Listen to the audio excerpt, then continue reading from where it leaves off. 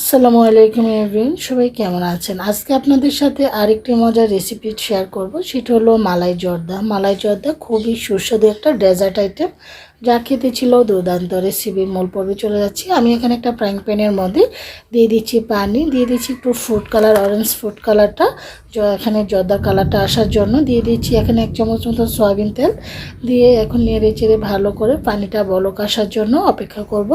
এখানে 1 চিমটি লবণ দিয়ে দিচ্ছি, যদি অপছন্দ করেন বাদ দিতে পারেন। আমি এখানে 1 কাপ চাল, চিনি গুঁড়া চাল আগে থেকে ধুয়ে রেখে দিয়েছি। এখন এটাকে নেড়ে চেড়ে আমি একটু পানির মধ্যে দিয়ে নেড়ে চেড়ে নিচ্ছি, যেন কোথাও ডলা পাকিয়ে না থাকে।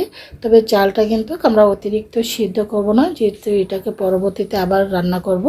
আমি এখানে চালটাকে 60% মতন সিদ্ধ করে একটা স্ট্রেনার দিয়ে উঠিয়ে আরেকটা স্ট্রেনারে করে নিয়ে নেবে, এতে করে এক্সট্রা যে পানিটা সেটা সরে যাবে। এখন এটাকে আমি নেড়ে চেড়ে উল্টিয়ে পাল্টিয়ে দিচ্ছি, যেন খুব সুন্দরভাবে যেন এটা ঝরঝরে হয়ে যায়। ফ্রাইং প্যানটার মধ্যে আবার একটু পানি দিয়ে দিচ্ছি এখানে 1 কাপ চিনি। মিষ্টিটা যেরকম খাবেন সেরকমভাবে দিবেন। এখানে 5-6টি সবুজ এলাচ, 2টি তেজপাতা, 2টি লবঙ্গ, 2 ফালি দারুচিনি দিয়ে দিচ্ছি, 3 থেকে 4 টেবিল চামচ ঘি। এখানে একটা কমলার পুরোটাই রস দিয়ে দিয়েছি, প্রায় এখানে হাফ কাপেতে একটু বেশি হবে।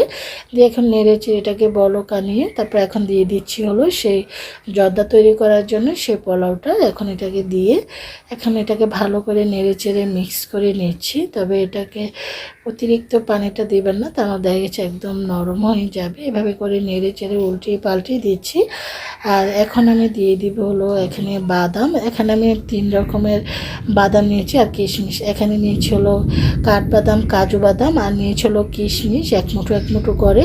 যেহেতু মোরব্বা ছিল না, আপনারা মোরব্বা থাকলে মোরব্বাটাও অ্যাড করতে পারেন।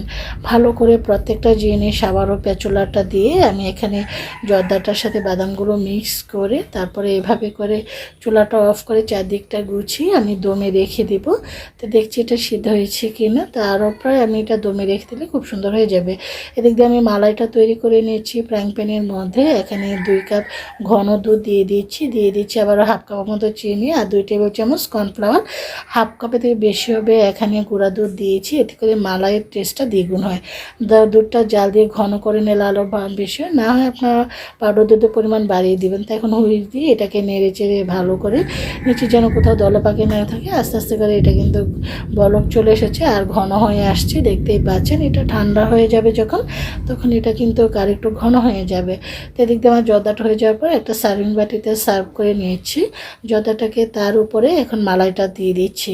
খেতে এত সুস্বাদু হয়েছিল আলহামদুলিল্লাহ। আপনারা যারা এখনও খাননি একবার হলো খেয়ে দেখবেন। এখন আমি এটার উপরে মালাইটার উপরে দিয়ে দিচ্ছি এখানে কাঠবাদাম। আপনার পেস্তা বাদাম, কিশমিশ, মোরব্বা যা পারেন তাই দিতে পারেন। আমি একটু সুন্দর ডেকোরেশনের জন্য এখানে হাতের কাছে আমার কাঠবাদাম কুচানো ছিল, দিয়ে দিচ্ছি 2-3 রকমের ছোট ছোট মিষ্টিগুলো। এই মিষ্টিগুলো দিলে এটা দেখতে এবং খেতে আরও বেশি ভালো লাগে। জর্দাতে মিষ্টিতে দিলে টেস্টটা দারুণ আসে। আশা করি সবার ভালো লাগবে আজকের এই মালাই জর্দাটা। সবাই ভালো থাকেন, আল্লাহ হাফিজ।